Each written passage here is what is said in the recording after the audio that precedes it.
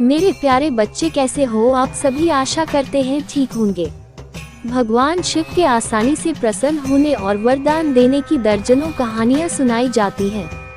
ऐसे ही एक बार शिवजी एक राक्षस को वरदान देकर मुसीबत में पड़ गए थे।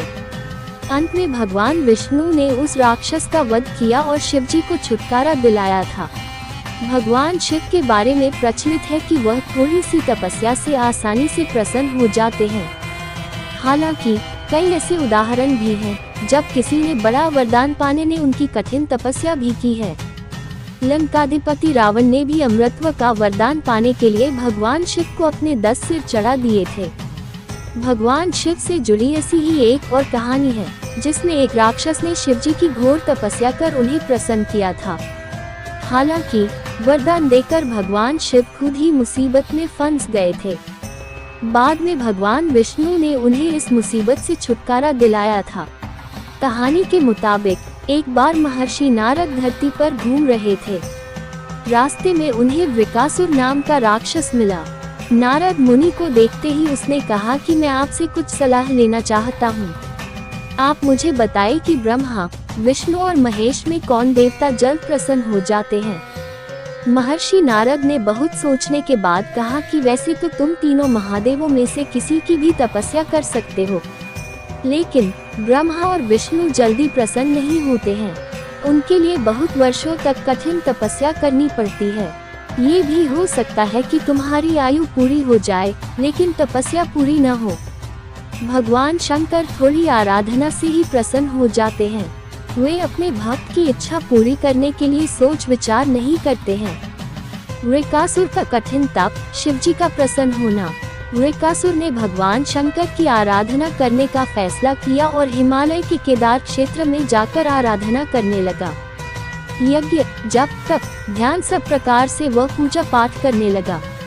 कुछ दिनों के बाद उसने सोचा कि मैं शरीर और प्राण को ही भगवान शिव को अर्पित कर दूंगा। ऐसा सोचकर वह अपने शरीर का मांस काट काट कर यज्ञ कुंड में डालने लगा, लेकिन भगवान शिव प्रसन्न नहीं हुए। परेशान होकर एक दिन उसने अपना शीश काटकर भगवान शिव को अर्पित करने का फैसला किया। स्नान ध्यान कर जैसे ही उसने खड्ग उठाकर अपना शीश काटना चाहा कि भगवान शंकर प्रकट होकर बोले, बस करो, तुम्हारी तपस्या पूरी हुई, मैं तुम पर प्रसन्न हूँ, वर मांगो। वृकासुर की वरदान की परीक्षा के लिए हाथ। वृकासुर हाथ जोड़कर भगवान शिव से बोला, आप मुझे वर दीजिए कि मैं जिस प्राणी के सिर पर हाथ रख दूं, उसकी तुरंत मृत्यु हो जाए। शिवजी वृकासुर की यह मांग सुनकर चिंता में पड़ गए, लेकिन वरदान नहीं देने पर देव मर्यादा का उल्लंघन हो रहा था। शिवजी वृकासुर से बोले कि तुम्हारी तपस्या व्यर्थ नहीं जाएगी। तुमने मुश्किल वरदान की कामना से तपस्या की थी, इसलिए तुम्हें तपस्या भी कठिन करनी पड़ी। जाओ, जैसा वर चाहते हो वैसा ही मिलेगा। वरदान पाते ही वृकासुर की आसुरी वृत्ति जाग गई।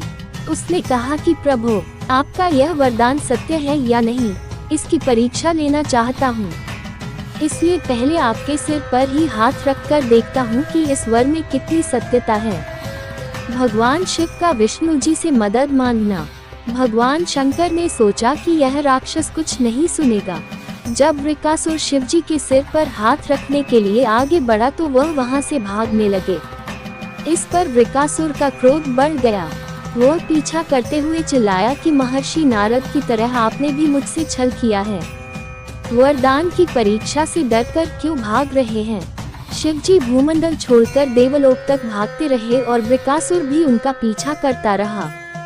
अंत में भगवान शिव विष्णु लोक पहुँचे और विष्णु जी को अपनी परेशानी बताई।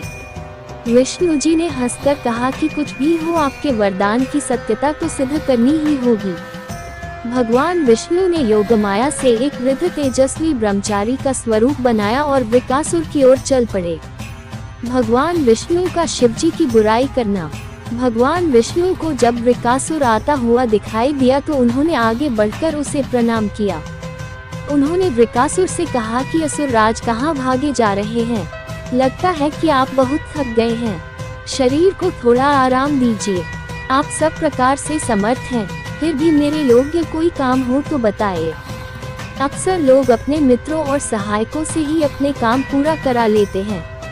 एक तेजस्वी ब्रह्मचारी की बातें सुनकर वृकासुर ने शिवजी के वरदान और उसकी परीक्षा की बात बताई। इस पर ब्रह्मचारी हंसा और कहा कि तुम किसके वरदान की परीक्षा लेना चाहते हो? शिवजी का तो अपना कोई घर ही नहीं है, वह खुद भूतों प्रेतों के साथ घूमते रहते हैं, वह भला किसी को क्या वर देंगे? वर देने वाले तो ब्रह्मा और विष्णु ही हैं। वृकासुर का ब्रह्मचारी की बातें में फंस जाना। विष्णु जी ने वृकासुर से कहा कि तुम्हें वरदानी होना था तो ब्रह्मा या विष्णु की आराधना करनी चाहिए थी। शिवजी के पीछे बेकार दौड़ रहे हो। वरदान देने वाला तो खुद इतना शक्तिशाली होता है कि उसके वरदान का असर खुद उस पर नहीं हो सकता है। उन्होंने तो तुम्हें झूठ मूठ का वरदान दिया है, तुम्हारी तपस्या बेकार चली गई। ब्रह्मचारी की बात सुनकर वृकासुर निराश हुआ, उसका मनोबल टूट गया। वह कहने लगा कि मुझे तो देवर्षि नारद ने शिव की आराधना करने को कहा था। ब्रह्मचारी ने कहा कि तुमने नारद मुनि पर भरोसा कर लिया, वह तो ऐसे घुमक्कड़ साधु हैं जो सभी को उल्टी सलाह ही देते हैं।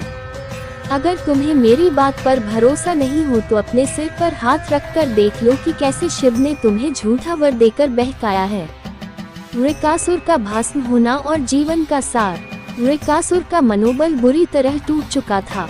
उसे ब्रह्मचारी की बात पर भरोसा हो गया कि शिवजी ने भी उसके साथ छलकर झूठा वरदान दिया है। उसका विवेक नष्ट हो गया। उसने वरदान की सत्यता का परीक्षण करने के लिए अपना हाथ अपने ही सिर पर रख लिया। सिर पर हाथ रखते ही भयंकर अग्निपुंज प्रकट हुआ और वृकासुर उसमें भस्म हो गया। भगवान शिव, विष्णु जी और वृकासुर की इस कहानी में जीवन का अहम सार छुपा है। कहानी सीख देती है कि बिना सोचे विचारे किसी को कुछ देना और पाने वाले का कृतघ्न होकर दाता को ही संकट में डालने का ऐसा ही नतीजा होता है। कृतघ्नता के उन्माद में बुद्धि विवेक नष्ट हो जाता है और उपलब्धि ही विनाश का कारण बन जाती है। कमेंट बॉक्स में हर हर महादेव लिख देना, आपको शुभ संदेश प्राप्त होगा।